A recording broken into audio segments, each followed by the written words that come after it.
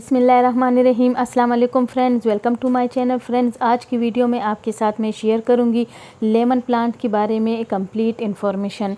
तो सबसे पहली जो बात है ये देखिए फ्रेंड, इसके जो लीव्स ख़राब हो रहे हैं, इसमें नई ग्रोथ नहीं हो रही और ना इसमें कलियाँ आ रही है, ना इसमें फ्रूटिंग होगी, क्योंकि जब तक कलियाँ नहीं आती तो उसमें फ्रूटिंग भी नहीं होती। लेकिन इसमें न्यू ग्रोथ क्यों नहीं हो रही, इसके लीव्स क्यों ख़राब हो रहे हैं?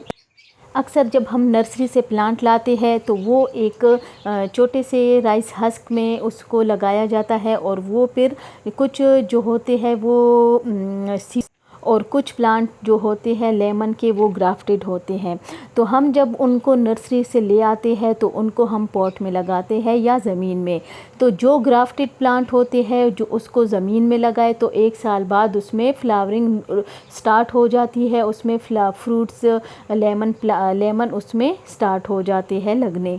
लेकिन अगर हम पॉट में लगाते हैं ग्राफ्टेड प्लांट तो उस पर 2 साल लगते हैं उसमें फ्रूटिंग आने में। लेकिन यहाँ पे मैं आपको एक बात बताऊं कि यहाँ के इसमें जो न्यू ग्रोथ है वो नहीं हो रही और इसमें ये जो इसके लीव्स है वो ख़राब क्यों हो रहे हैं। तो इसको मैंने काफ़ी टाइम हुआ है ना, तो इसको मैंने कोई खाद दी है और पानी भी मैं कुछ दिनों के बाद ही देती हूँ। तो अभी इसकी हालत आप देख सकते हैं, क्योंकि इसको ना तो इसको जब इस कंडीशन में आपका प्लांट हो तो इसके लिए ये देखिए इसके लीव्स भी ख़राब हो रहे हैं, इसको न्यूट्रिएंट्स भी नहीं मिला, पोटाश भी नहीं मिला, तो कोई भी चीज़ इसको नहीं मिली, इसीलिए इसकी हालत ख़राब हुई है।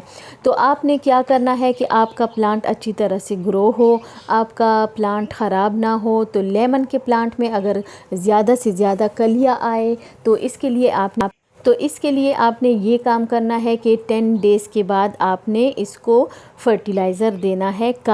खाद आपने इसको कौन सी देनी है, ऑर्गेनिक खाद आपने देनी है। वो आपके पास अगर वर्मी कंपोस्ट हो या काउ डंग कंपोस्ट हो या किचन वेस्ट कंपोस्ट हो या लीफ कंपोस्ट हो, इनमें से कोई भी आपके पास हो तो आपकी अच्छी लेमन प्लांट की अच्छी ग्रोथ के लिए, अच्छी फ्रूटिंग के लिए आपने 10 डेज़ के बाद इसको खाद देनी है, ऑर्गेनिक खाद जो मैंने आपको बताई है।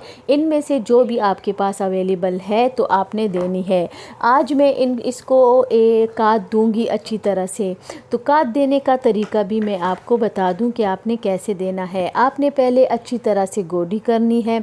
आपने अच्छी तरह से गोडी करके सबसे पहला काम आपने ये करना है कि इस पे जो भी इसमें जड़ी बूटियां है आपने सबसे पहले वो हटानी है।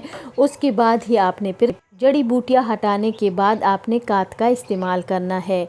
उसके बाद आपने क्या करना है कि अगर फिर भी आपका प्लांट ख़राब हो खाद देने के बाद भी और उसकी अच्छी ग्रोथ नहीं हो रही, इसमें ग्रोथ नहीं हो रही, तो इसकी आपने सबसे पहले प्रूनिंग करनी है। जो ख़राब लीव्स है इन सब को आपने रिमूव करना है, ताकि फिर खाद देने के बाद इसमें ज़्यादा से ज़्यादा ब्रांचेज़ आए, न्यू ब्रांचेज़।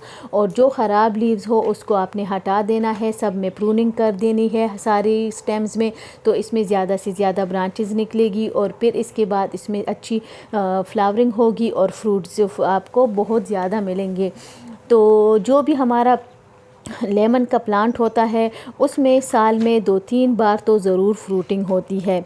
तो सिर्फ़ इसकी ये बात होती है कि जब ज़मीन में आपने लगाया होता है तो उसमें ज़्यादा फ्रूटिंग होती है और क्योंकि ज़मीन में लगा होता है।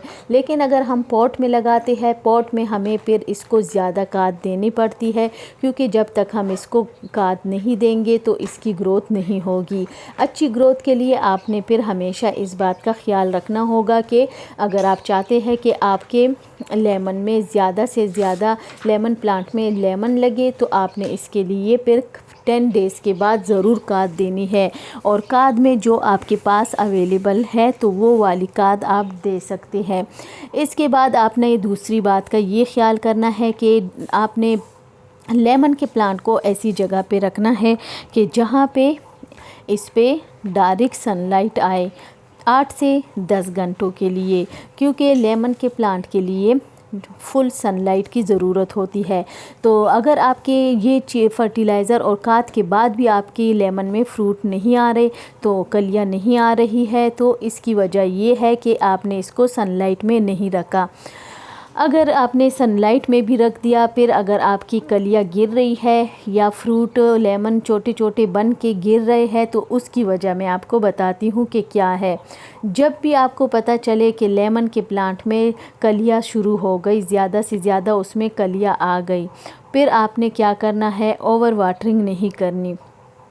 ओवर वाटरिंग से आपकी जो लेमन के प्लांट में कलियां है वो गिर जाती हैं। तो ये बात है।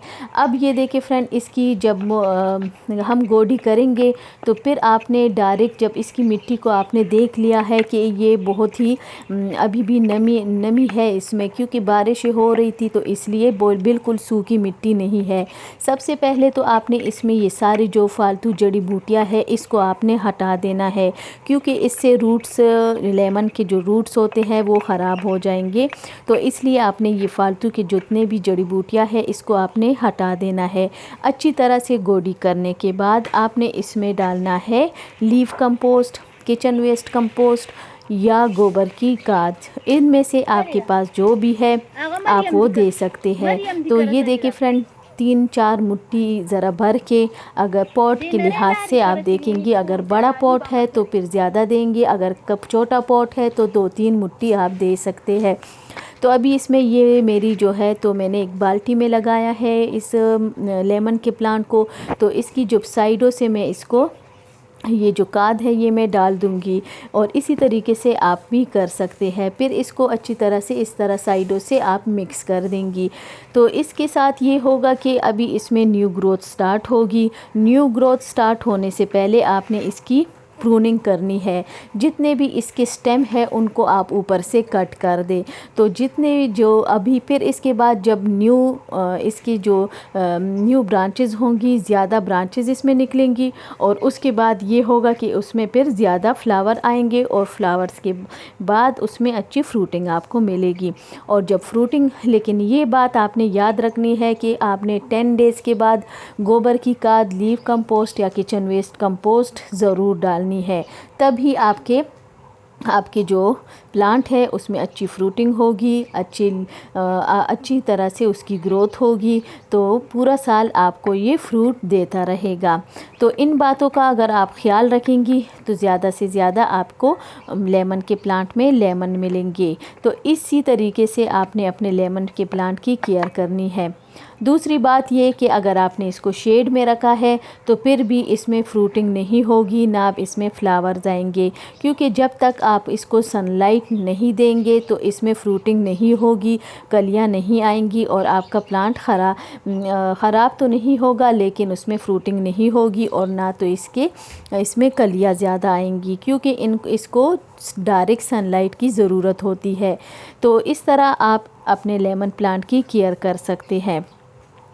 इसके बाद अगर आप ये चाहते हैं कि आपके लेमन में ज़्यादा से ज़्यादा ब्रांचेस आए, तो इसके लिए आपने काऊ डंग कंपोस्ट ज़रूर डालनी है।